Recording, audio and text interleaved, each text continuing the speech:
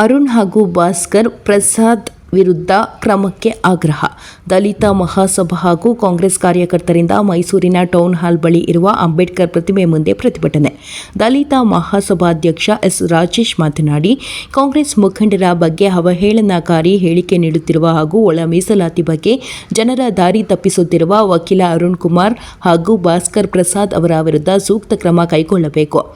ಮೈಸೂರು ಜಿಲ್ಲಾ ಉಸ್ತುವಾರಿ ಸಚಿವ ಡಾಕ್ಟರ್ ಎಚ್.ಸಿ. ಮಹದೇವಪ್ಪ ಹಾಗೂ ವಿಧಾನ ಪರಿಷತ್ ಸದಸ್ಯ ಡಾಕ್ಟರ್ ಡಿ. ತಿಮ್ಮಯ್ಯರವರು ಒಳ ಮೀಸಲಾತಿ ವಿರೋಧಿಗಳಲ್ಲ, ಆದರೂ ಅವರ ವಿರುದ್ಧ ವ್ಯಾಪಕ ಅಪಪ್ರಚಾರ ಮಾಡಲಾಗುತ್ತಿದೆ.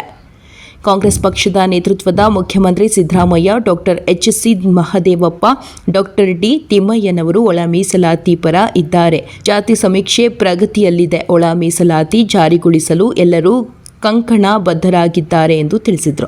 ಈ ಪ್ರತಿಭಟನೆಯಲ್ಲಿ ಕೆಎಸ್ ಶಿವರಾಮು, ಕೇಶವ, ಸತ್ಯ, ಲೋಕೇಶ್, ನಾಗೇಶ್, ಸೈಯದ್ ಫರೂಕ್, ಶಿವಣ್ಣ, ರಾಜಶೇಖರ್, ಶಿವಶಂಕರಮೂರ್ತಿ, ಧನಪಾಲ್ ಹಾಜರಿದ್ದರು.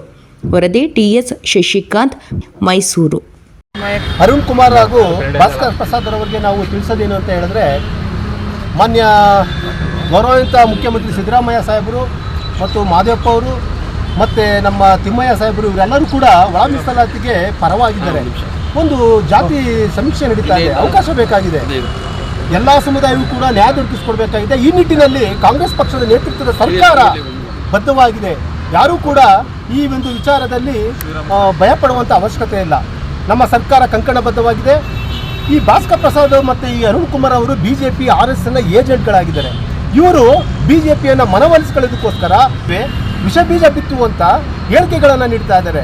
ಒಬ್ಬ ಸರಳ ಸಜ್ಜನಿಕೆಯ ವ್ಯಕ್ತಿಗಳಾದಂಥ ಎಸ್.ಸಿ. ಮಾದೇಪ್ಪನವರು ಹಾಗೂ ತಿಮ್ಮಯ್ಯನವರು ಒಂದು ಶಾಂತಿ ಸೌಹಾರ್ದತೆಯಿಂದ ಈ ಒಂದು ಒಳ ಮೀಸಲಾತಿಯನ್ನು ಜಾರಿಗೊಳಿಸಬೇಕಂತ ಕಂಕಣಬದ್ಧರಾಗಿದ್ದಾರೆ.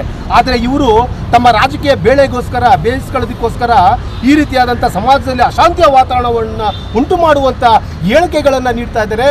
ನಮ್ಮ ಯಾರು ತಿಮ್ಮಯ್ಯ ಅವರಿಗೆ ಅವಹೇಳನಕಾರಿಯಾಗಿ ಅವರ ಹೆಸರಿಗೆ ಕಳಂಕ ತರುವ ರೀತಿಯಲ್ಲಿ ಮಾತಾಡ್ತಾ ಇದ್ದರೆ, ಮುಂದಿನ ದಿನಗಳಲ್ಲಿ ನಾವು ದಲಿತ ಸಂಘಟನೆಗಳು, ಶೋಷಿತ ಸಮುದಾಯಗಳು, ಹಿಂದುಳಿದ ವರ್ಗಗಳ ಸಂಘಟನೆಗಳ ವತಿಯಿಂದ ಉಗ್ರವಾದ ಹೋರಾಟವನ್ನು ಮಾಡ್ತೀವಿ ಅಂತ ಈ ಸಂದರ್ಭದಲ್ಲಿ ಎಚ್ಚರಿಕೆ